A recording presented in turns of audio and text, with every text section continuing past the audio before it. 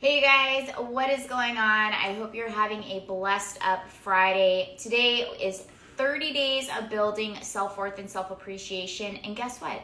Today is day 30. How cool. What a journey. 30 days straight of live streaming has been such a blessing to do this series. A lot of you have received so much value. And I wanted to save this one as day 30 because of how powerful it is. Today is all about transitioning self-sabotage and allowing life to control you because of being intentionally unconscious, aka that avoidance behavior, by ignoring the root cause of what's going on because it's inconvenient. And how to transition it into something called Poise, which is a new word I came across through the book that I'm going to be sharing with you in a second. And Poise is just peace and power combined. It's actually one of my new intrinsic words. If you want more information on intrinsic goal setting, just send me a DM, goals, and I will guide you towards that. And it's all about living life, intentionally living life, not only necessarily on your terms, but on God's terms for your highest and greatest good. So here's what's up. When an emotional trigger gets, when you get triggered by somebody, a conversation, a place, an incident, and even a positive thing. I had an experience on this the other day, and I had a trigger that was deeply rooted inside of me, and instead of bypassing it, ignoring it, and then moving past it, we're conditioned to break through and hustle through and bust through the something that has been rooted inside of me since childhood. So I was like, let me spend the day with this emotional state, which actually was shame. And that was a conversation on yesterday. I'm like, let me spend time with this to understand it, to befriend it, so I can free myself from the imprisonment of it consistently holding me down for more years to come. And that's what today is about, because every single thing intertwines, and I wanted to break it one piece at a time and giving integrational things that you can apply, because that's how you're really going to change. And so when there's an emotional trigger or charge that is you're going to bypass for a later time, which, listen, you guys are entrepreneurs, you're like athletes, there is a time appropriateness. You do not always want to project that hold on, stop, let me feel my feelings. Sometimes you just have to be in execution mode. Just take note to it, and then later on process what's going on so you can get to the root versus just focusing on the symptom. And then look into it. And I always say there's 3 steps of transformation to be successful in every single area of your life. And before step 1, which is self-awareness, there comes a pre-step. That pre-step is self-honesty. And here's what I've come to understand, and something I teach with my clients and we talk a lot about in the inner circle, is when you can't be self-aware to go to the next steps to transform. Third time's a charm.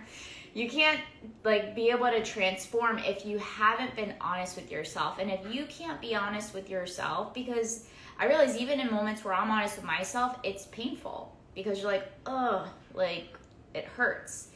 And you got to dig it up a little bit so you can release it. It's like a fever. You got to and I look at it, the analogy like this also. It's I don't know if you've ever tried to sprint in the water or run in the water, but I feel like when you're trying to bypass the root of the things that are sabotaging and blocking your blessings, the deep-rooted subconscious stuff, it's like trying to sprint in deep water. And the further down you go, the slower you're going to be. But the more you start to come to the surface, the faster you become. And then you get on sand and you sprint. And then from sand, you go to the pavement. And honestly, if you guys know me, I don't even run unless I'm running late. And I literally try to be, I am early or I'm on time. And, or if I see a snake, that's the only time I'm running. So this analogy of sprinting in, trying to sprint in water, I'm sure if you've had that experience, you're not moving very fast.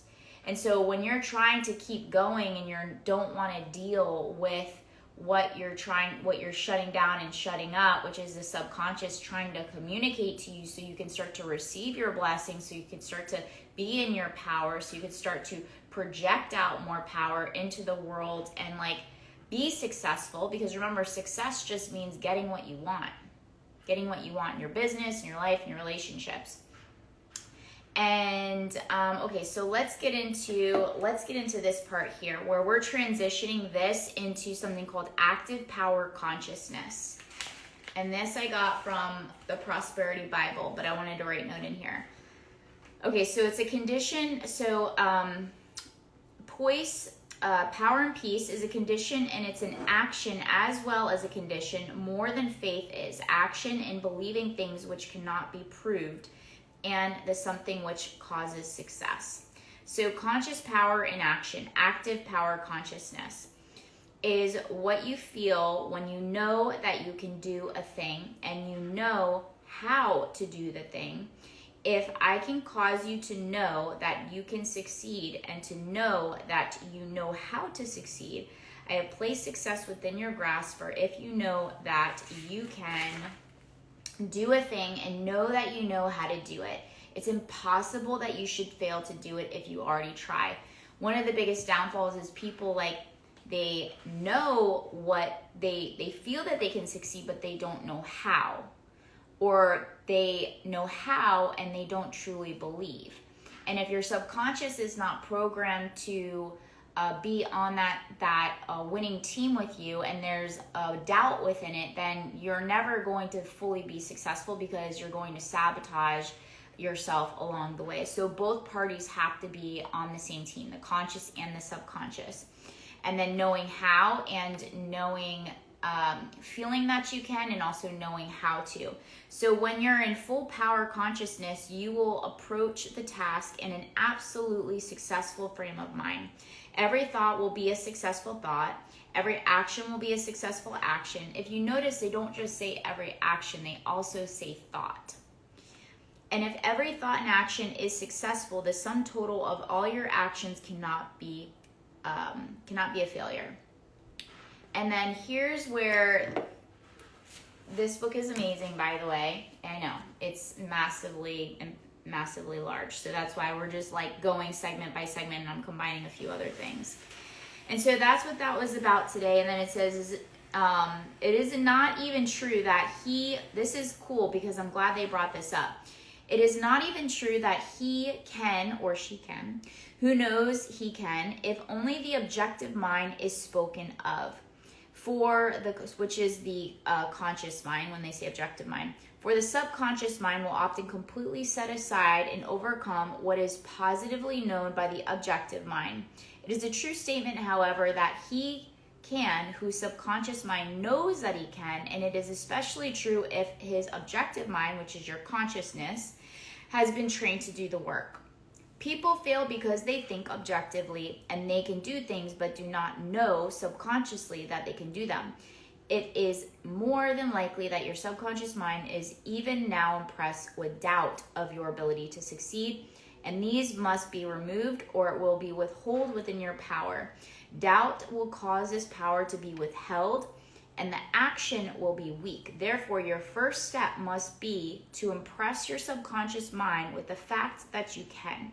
This must be done by repeated suggestion.